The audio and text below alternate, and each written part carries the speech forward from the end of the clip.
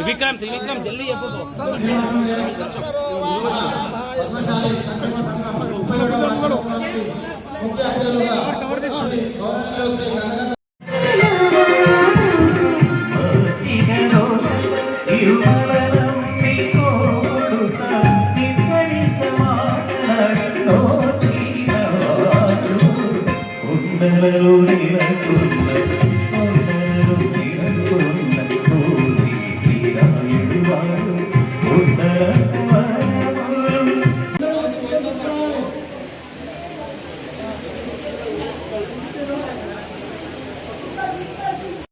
జయ మార్కండయ్య మన పద్మశాలి కుల బాంధవులందరికీ నమస్కారాలు.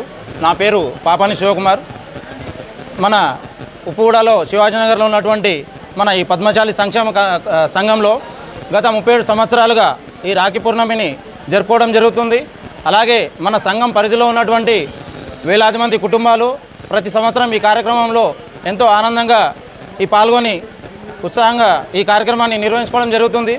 మన పరిధిలో ఉన్నటువంటి పద్మశాలులందరికీ కూడా మన సంఘం ద్వారా ఎంతో సంక్షేమ కార్యక్రమాలు, దాంట్లో భాగంగానే ఇక్కడ చదువుకున్నటువంటి మెరిట్ స్టూడెంట్స్ అయినటువంటి మన పద్మశాలి పిల్లలకి ప్రతిభా పురస్కారాలు కానీ, అలాగే మన పద్మశాలి ఆడబిడ్డలందరికీ గత 10 ఏళ్ళుగా చీరలు పంపిణీ చేయడం కానీ, అలాగే మన పద్మశాలి సంఘంలో మంచి చెడ్డల విషయంలో ప్రతి కుటుంబానికి సహాయ సహకారాలు అందిస్తూ, అలాగే గత 2 సంవత్సరాలుగా మన పద్మశాలి సంఘంలో పొదుపు సంఘాన్ని కూడా ప్రారంభించడం జరిగింది. దీంట్లో 1000 మంది సభ్యత్వం తీసుకోవడం జరిగింది.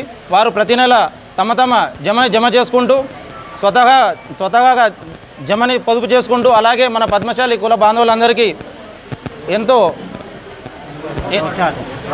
ప్రోత్సాహకంగా, అలాగే మన సంఘానికి అభివృద్ధి పరుస్తూ వారు కూడా అభివృద్ధి చెందాలన్న ఉద్దేశంతో ఆ పొదుపు సంఘాన్ని ప్రారంభించడం జరిగింది. ప్రతి సంవత్సరం లాగానే ఈ సంవత్సరం కూడా ఈ కార్యక్రమాన్ని ఎంతో ఘనంగా నిర్వహిస్తున్నందుకు ప్రతి ఒక్కరికి కూడా పేరున ధన్యవాదాలు చేసుకుంటూ జై మార్కండయ్య, జై మార్కండయ్య, జై మార్కండయ్య, జై మార్కండయ్య, జై. ఉప్పుగూడ పద్మశాలి సంఘంది ఈ యొక్క పేరు ఈ ఉప్పుగూడ సంక్షేమ సంఘం. దీన్ని ఈ ఉప్పుగూడలో ఒక భాగం ఉంది కాబట్టి దీన్ని తానాజీ నగర్ కింద ఉన్నది. తానాజీ నగరు ఉప్పుగూడ. ఇది స్థాపించి 36 సంవత్సరాలు అవుతుంది. దీని వెనుక ముఖ్య ఉద్దేశం అలాగున్నది.